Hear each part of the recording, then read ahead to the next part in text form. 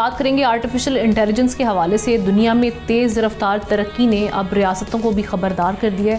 Elon Musk کے social media platform X پر استعمال ہونے والے اے آئی چیٹ بوٹ گروک جس کو ہم دیکھتے رہے کہ پہلے مسکراہٹیں لے کر آیا اپنے دلچسپ جواب کی وجہ سے، اپنے وٹ کی وجہ سے، لیکن اب شدید تنقید کی زد میں آ چکا ہے اور خطرہ بن چکا ہے۔ گروک پر بیسکلی الزام ہے کہ وہ اصل تصاویر کو استعمال کر کے فحش تصاویر خصوصاً خواتین اور بچوں سے متعلق مواد تیار کرتا ہے۔ جی ہاں، اس پر ہم دیکھ رہے ہیں کہ انڈونیشیا اور ملائیشیا کے ریگولیٹرز نے گروک تک رسائی روک دی ہے۔ حکام کا کہنا ہے کہ موجودہ حفاظتی نظام اس خطرناک رجحان کو روکنے میں ناکام ہو چکا ہے۔ انڈونیشیا کی حکومت نے جنسی ڈیپ فیک مواد کو انسانی وقار اور بنیادی حقوق کی سنگین خلاف ورزی قرار دیا ہے۔